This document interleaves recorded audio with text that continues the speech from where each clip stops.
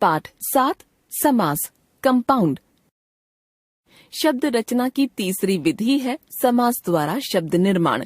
समास रचना में दो या दो से अधिक शब्दों के मेल से एक नया शब्द बनाया जाता है, जैसे हस्त जमा लिखित, हस्तलिखित। चार जमा पाई, चारपाई।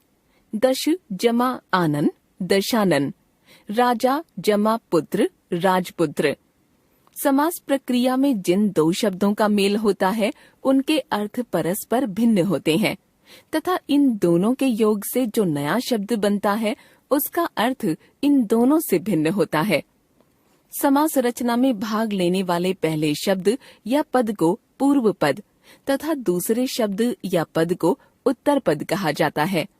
पूर्व पद एवं उत्तर पद के योग से बनने वाले नए शब्द को समस्त पद कहा जाता है। समस्त पद के सभी पदों को अलग अलग किए जाने की प्रक्रिया समास विग्रह कहलाती है, जैसे राह खर्च, राह के लिए खर्च। पथ भ्रष्ट, पथ से भ्रष्ट। माता पिता, माता और पिता आदि। समास के भेद: तत्पुरुष समास, कर्मधारय समास, द्विगु समास, बहुव्रीहि समास, द्वंद्व समास, अव्ययी भाव समास। तत्पुरुष समास: जिस समस्त पद में पूर्व पद गौण तथा उत्तर पद प्रधान होता है तथा दोनों पदों के बीच कोई कारकीय संबंध होता है वह तत्पुरुष समास होता है। विग्रह करते समय कारकीय चिन्हों जिनका समास करते समय लोप कर दिया गया था को पुनः जोड़ दिया जाता है, जैसे युद्ध क्षेत्र, युद्ध का क्षेत्र। गुरु दक्षिणा, गुरु के लिए दक्षिणा। जेब कतरा, जेब को कतरने वाला आदि। देखिए कुछ अन्य उदाहरण। समस्त पद समास विग्रह। यश प्राप्त, यश को प्राप्त। गुण युक्त, गुणों से युक्त। माल गोदाम, माल के लिए गोदाम। विद्याहीन, विद्या से हीन। राष्ट्रपिता, राष्ट्र का पिता।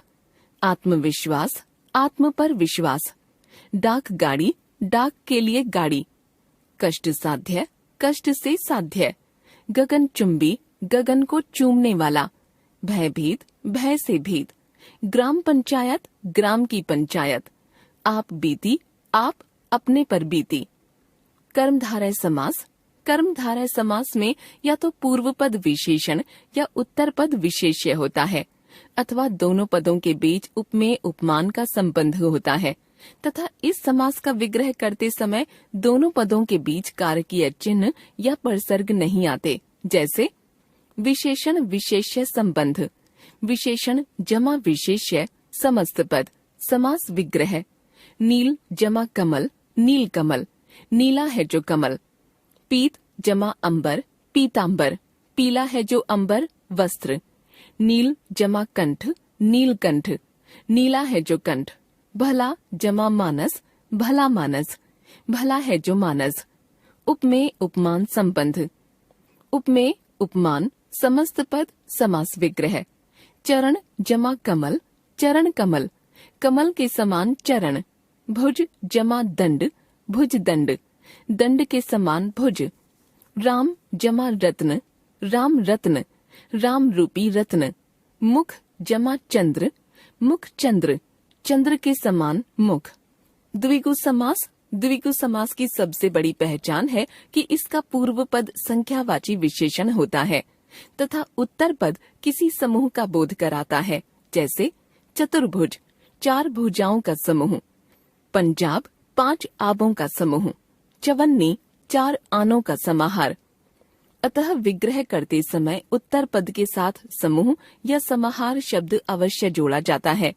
यदि विग्रह करते समय उत्तर पद के साथ समूह या समाहार शब्द का प्रयोग नहीं किया गया हो तो पूर्व पद संख्यावाची होते हुए भी कर्मधारय समास कहलाएगा, जैसे समस्त पद विग्रह 1 कर्मधारय समास, विग्रह 2 द्विगु समास। दोपहर, दोपहर हैं जो, दोपहरों का समाहार। नवरात्र, 9 रातें हैं जो। नव, 9 रातों का समाहार। देखिए द्विगु समास के कुछ अन्य उदाहरण। समस्त पद समास विग्रह। चौराहा, 4 राहों का समाहार। दशानन, 10 आननों मुखों का समाहार।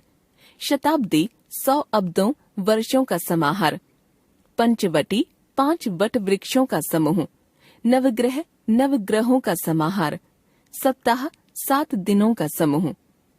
बहुव्रीहि समास। बहुव्रीहि समास के दोनों पद गौण होते हैं तथा दोनों पद परस्पर मिलकर किसी तीसरे पद के बारे में कुछ कहते हैं और यह तीसरा पद ही प्रधान होता है।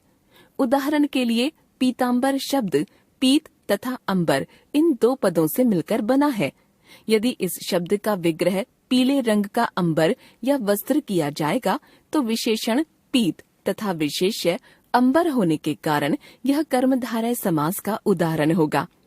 किंतु यदि इसका विग्रह किया जाए पीला है अंबर जिसका अर्थात श्री कृष्ण, तो यही उदाहरण बहुव्रीहि समास का हो जाएगा, क्योंकि इस विग्रह में पीत तथा अंबर दोनों पद मिलकर तीसरे पद श्री कृष्ण की विशेषता बता रहे हैं।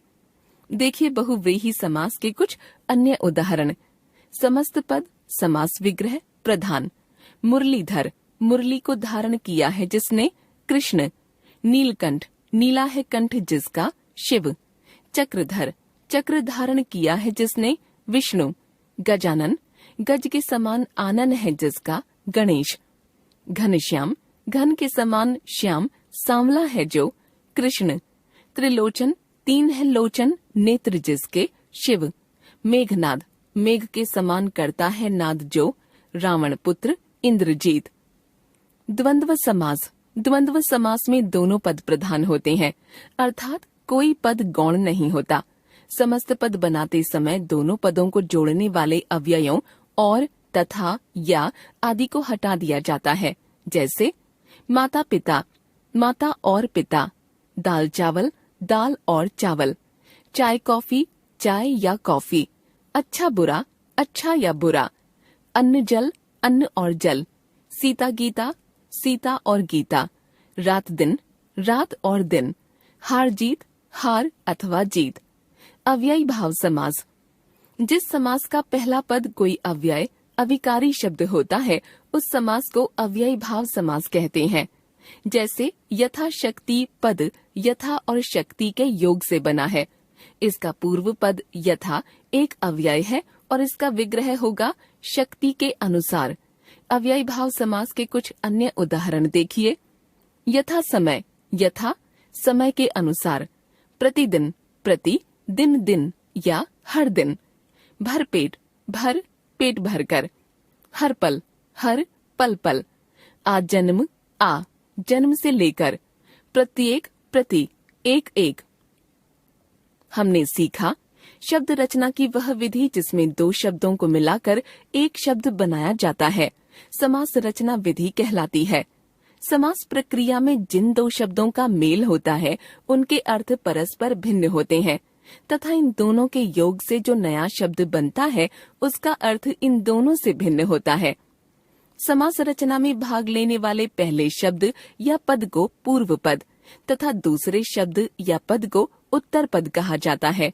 पूर्व पद एवं उत्तर पद के योग से बनने वाले नए शब्द को समस्त पद कहा जाता है।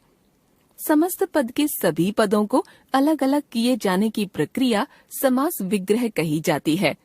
समास के 6 भेद होते हैं: तत्पुरुष, कर्मधारय, द्विगु, बहुव्रीहि, द्वंद्व तथा अव्ययी भाव समास।